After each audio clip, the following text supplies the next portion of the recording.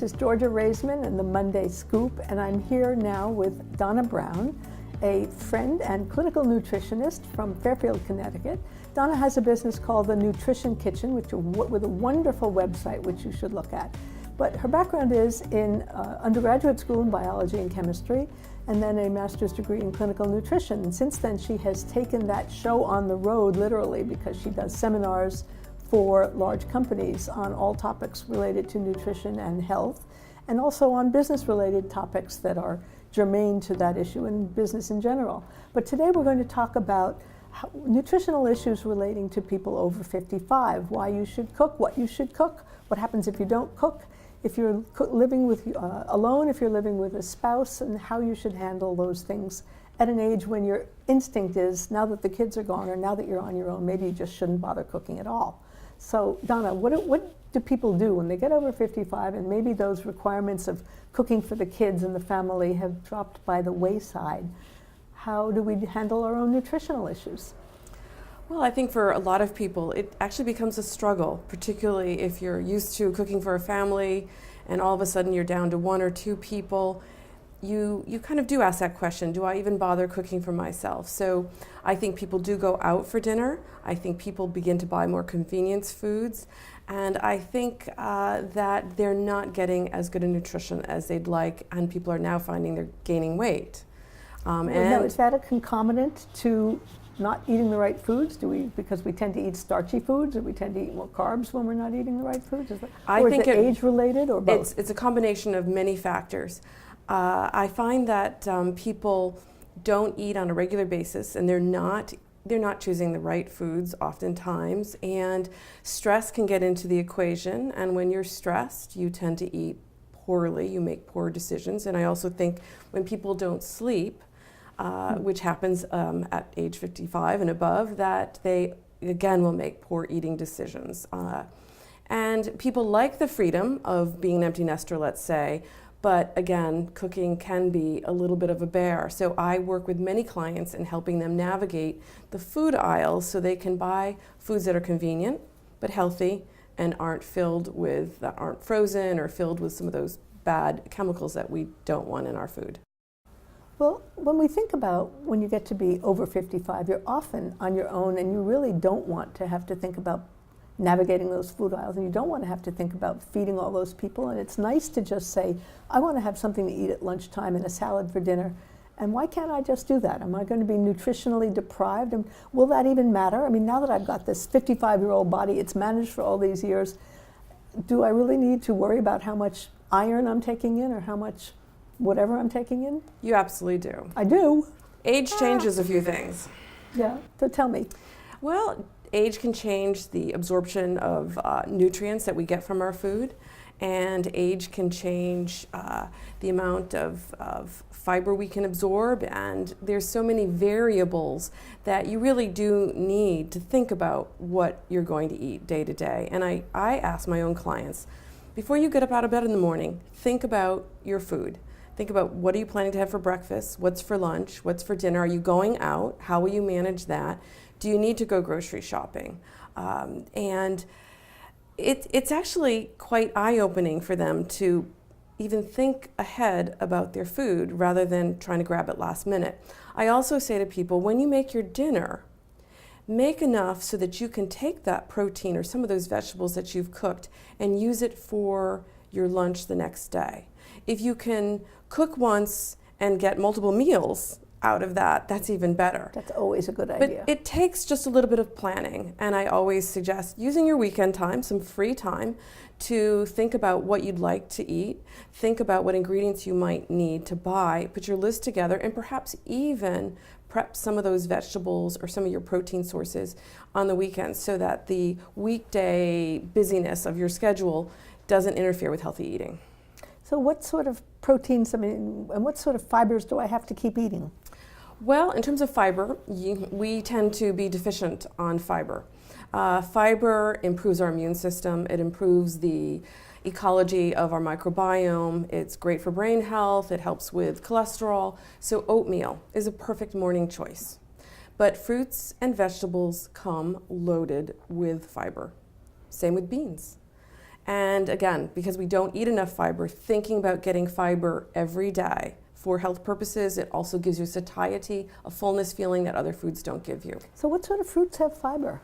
I mean, What kind of fruits have fiber? Yeah, does melon have fiber? I mean, all fruits have fiber, really? yes. Lots of water, too. I mean, fruits and vegetables are made up so much of water, plus they have those essential ingredients. That's why drinking juice isn't a positive thing. No, you really need the whole fruit with all of the vitamins and minerals and fiber that they have. But fruits have sugars too. They have fructose, right? yes. So isn't that a bad thing from a dietary point of view? Aren't we avoiding sugar? Possibly it's a bad thing if you have type 2 diabetes or you're pre-diabetic, but eating fruits and vegetables, the color of the rainbow, is something that people should be thinking about and trying to change the color of their fruits and vegetables that they eat every day. But yes, I think eating too much fruit in lieu of vegetables wouldn't be a good thing because it contains fructose. Fructose being a natural sugar, but fructose, it can fuel the brain, and it does provide the basic carbohydrate that we need to fuel our body and our brain. So you just want to take food in moderation with fruit. Well, I guess my other thought is whenever I think fiber, I think I've got to have a lot of broccoli. And I know I'm not with George Bush. I'm not saying it's broccoli and I hate it. I don't remember whether that was broccoli or spinach, but it was just, those fibrous vegetables just don't excite me. Can you think of really exciting ways of preparing them that I'd be dying to eat broccoli? Oh boy, I think broccoli is a superfood in my opinion, that if you can eat it raw and cooked every day, you will benefit. It is anti-cancer. It actually has protein, has lots of fiber, it has lots of vitamin C, has lots of sulfur, it has some other compounds in it that give it such a cancer protective sort of shield. But roasting broccoli Really? actually sweetens it up. Really? Eating roasting anything, doesn't roasting anything kind of form some sort of, yes. I'm thinking Yes. carbonizing or something on the surface that makes it sweeter? So all fruits and vegetables are carbohydrates. Well, so is bread. But fruits and vegetables come with so many vitamins and minerals, and the colors that you get from fruits and vegetables are what's so beneficial, because all those different phytonutrients, all those different chlorophyll colors, they all contribute other compounds that help our health. Well, I had no idea that colors were related to that. You were talking about eating a rainbow. Is that why? Yes, eat the colors of the rainbow.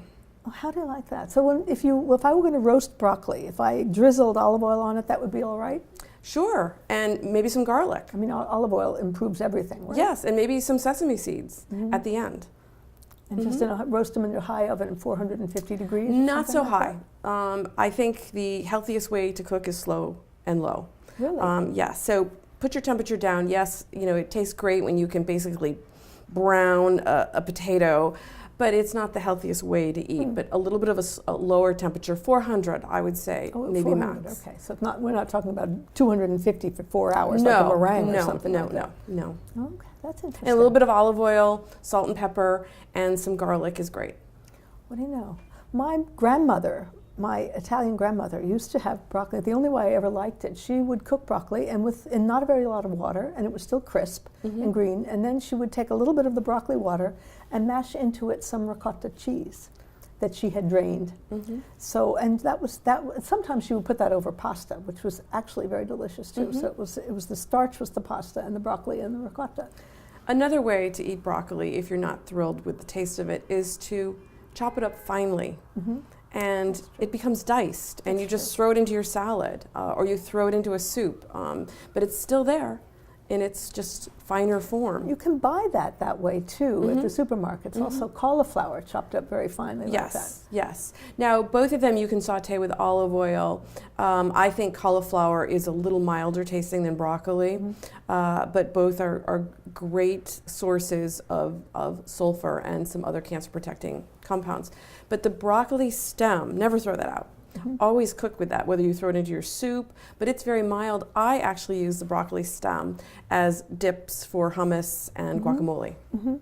Well, I have used those chopped up broccolis because it's so easy when they're chopped up that fine, and sauteed them and added them to couscous, because there's packaged couscous that has flavor packages along with them now. But if you saute the chopped up broccoli and cauliflower and add them and maybe some chopped up garlic, and add them to the couscous. That's a Sounds wonderful great. side Sounds vegetable. delicious. But that's, again, when I'm doing that for a large number of people. It's hard for me to think of doing that for me and my husband. But if you tell me I should, I'll have my broccoli that way. You can do it that way, and then if you make a soup 2 days later, you can throw it right into the soup. Yes, that's true. Soups are a great way to go, particularly if you make those on a Sunday, and then you can package them up and have them every other day. I tend to be somebody that can eat the same thing the next day, or you freeze them in freezer bag portions flat, and you can stack them up in your freezer. Yeah. I have a friend who throws every single thing that she doesn't use in her cooking into a bag and makes soup out of all of it. She puts them all in the freezer, whether it's chicken bones that aren't being used or pieces of chicken when she's cut off the breast part. She'll put the rest of the chicken bone from the breast, and it's fat and everything else, and vegetable ends, and she makes soups out of them, and they're wonderful. It's a great way to go, because all of those ingredients form a vegetable or a bone broth base that is tasty and adds so much to any soup that you do make. And economical. Yes. And you're not throwing them out unnecessarily. Right. And you strain it, of course. Yeah, of course, but yes. Yeah, the ends of your mushrooms can go in there. The tips of your asparagus. Everything. She doesn't throw a thing away. The skins of your onions and garlic. Yeah, all of that can go in. And there's nutrition in all of those things. Yes. Isn't there? Because you just need to put a little acid in there, whether it's a squeeze of lemon or a little bit of red wine vinegar, to pull out some of the great ingredients from the bones of the chicken. That's interesting, from the marrow and all. I didn't know that. That's very useful. Because otherwise, I mean, you understand that so much nutrition is in the excess of the outer parts of things that we peel away or... Right. And you know why? Why? Because the fruits and vegetables have like a covering, just like we have skin, and our skin is very protective of the inside of our body. And it is in the skin of most vegetables and fruits that contain the highest degree of antioxidants, because they're there to protect against insects or microbes and fungus and whatever. So you're going to find the highest levels of vitamin C, for instance, which is a great antioxidant, in the skin of a fruit and vegetable. So if you buy organic, you can eat those skins. Well, that's good to know, and I love the idea of saving everything for the soup when we finally get around to making soup. But so generally, if you were getting back to helping people who are not cooking massively for large numbers of people, and you're walking down the vegetable aisle and they just want a convenience food, what should they be looking for, or not walking down any aisle in the supermarket? I think one of the biggest challenges for people is the idea that they have to chop food. And nowadays, supermarkets, Trader Joe's, Whole Foods, they supply so much in chop form, fruits or vegetables, even the zoodle noodles, the zucchini spiralized noodles. You can buy so much already prepped for you, and I suggest that's the way to go for a lot of people who don't know how to cook, or somebody else had cooked in their life, and now that person is not available. And so trying to learn to cook on your own and doing some very easy things. Picking up a rotisserie chicken, an organic rotisserie chicken, that can last you for days. And then you can use the bones of that organic chicken to make a great bone broth. Yeah, because we have to think men too, of course. It's not, if men's a widower or divorced, or there's some urge not to cook and just to do the most convenient thing, which might be just the barbecue takeout at the corner. But I also think for men, and I have worked with many men as private clients and also in cooking classes, they don't always know the basics and feel like they can't cook, but there are some great cookbooks out there. There's one by Mark Bittman that is perfect for the man who's now trying to go into the kitchen and learn to do a little basic cooking on his own. And what's that? I think it's How to Cook Everything is the name of Mark's book, How to Cook Everything. And it gives you pictures, which I think everybody needs. But knowing how to roast some chicken thighs or a chicken breast or a piece of wild salmon or some shrimp or even tofu or beans, if you wanted to do meatless Mondays, let's say. But there's some very basic recipes out there that people should learn to be able to cook for themselves, because so much research points out that when you cook at home, you're eating healthier foods and you're eating less food. You're eating more of a better portion. When we go out to dinner, we tend to overeat. We underestimate just how large that portion of food is on the plate. And one of the best things we could do is take some of it home for the next day. When I was visiting my sister, she had one of these wonderful devices, some sort of a plastic, that was, I don't know whether it was a plastic, a sort of soft rubbery kind of plastic thing that you could put olive oil, a piece of salmon, some dill, and seasoning and a top on it and put it in the microwave. And in 6 minutes, this salmon fillet was perfectly cooked and very easy cleanup and very easy to do for one person. Very easy. I'm not a microwave cooker, but I use a convection oven, whether it's a Breville or the Cuisinart. I've had both, which has a small sheet, maybe 9 by 12 inches max, and you can do a whole meal with a piece of fish, shrimp, chicken, and then vegetables around it. And it pops out in 30 minutes, and you've got a great dinner as well. But I tend to be someone who wants to bake and roast as opposed to microwave. Well, it was for something like salmon, where it really doesn't matter. It was perfectly well done. It was really well done, and I think that she might have even stuck some asparagus spears in there with it. It was just to think that you could create a whole meal that way with really just a nice piece of salmon from the store and a few stalks of asparagus, and then a salad, which I think we bought a prepared salad on the side. It was just wonderful. So I think you can't argue with the timing. It is easy to eat be nutritionally. able, yes, while having some conveniences. Yeah. And easy appliances to an easy cleanup. Yes, always, because who wants to clean up after dinner? Right. Yeah. So what do you think about desserts? Can people have desserts at our age? Are we forswearing or desserts except once every 3 or 4 weeks? Unfortunately, most of us become addicted to sugar and desserts as children, and it is a tough habit to get rid of. And we are a country that has high rates of type 2 diabetes. And type 2 diabetes may have a medication associated with it that you can take to lower your glucose, but it is not a good chronic disease that you want to have. So yes, I think avoiding sweets, minimizing your fruit, and treating dessert as something that's special and on occasion is a better way to go. It's what we're relegated to as we get older too, I suppose. Yes, and I think people might be very addicted to a cookie or a dessert, and that's a tough one because there are truly no health advantages to eating desserts and sugar. And if somebody pressed you and said, well, I've got to have some kind of dessert at this lunch I'm preparing for my lady friends that's otherwise going to be very virtuous lunch with chicken breasts and asparagus spears and salad, I mean, what could I possibly make? Would you suggest meringues as opposed to brownies or tiny cookies? No, actually, for my cooking classes, what we do is I make in my crock pot poached fruit, dried fruit with a little bit of sherry in it, and then I take regular plain yogurt and I mince some ginger in there, a little bit of honey, and maybe some vanilla, and you parfait it in a beautiful glass, and people love that. Oh, that sounds wonderful. It's a very simple way. And if you have your own sweet tooth, having a piece of dark chocolate, if it's just you. Yeah, dark chocolate seems to be the be-all and end-all these days. It's practically prescribed for people, from what I gather. And it has some great nutrients in it. And as long as you can stick to a small portion, a few bites, and not eat the entire bar, it is a good way to kind of keep your sweet tooth in check. Eating some, and again, that's when you eat the fruit. Get some wonderful fresh berries and have some berries. You might find that you can forgo some of these desserts. Blueberries, I think, are especially good for that. Blueberries and cottage cheese, a great dessert.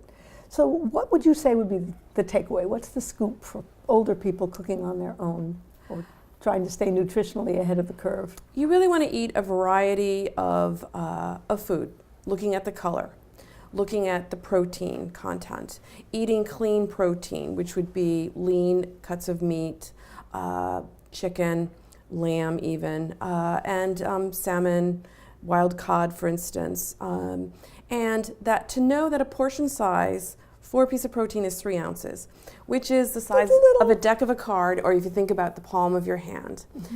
Think about your plate as being 3/4 filled of vegetables, maybe some fruit, and 1/4 meat. Think of meat as a condom meat and try to plan more vegetables. Vegetables are truly the key to our longevity and our health. They give us cancer protection, they enhance our immune system, they contain the vitamins that we need to keep our bones strong, to keep our cholesterol at bay, to keep our heart healthy, and even it contains nitrates that help lower blood pressure. Meats and proteins can't do that. Meats and proteins, we need them, and some of us get more than enough, but some of us actually begin not to get enough protein, and we find that we might be decreasing our muscle. So maintaining muscle is important with our protein, but you have to also mix in some exercise with that to get the most benefit. Also choosing foods that are high in fiber, so whole grains would be that way, beans, whole grain rice. We can get grains through oatmeal, can we?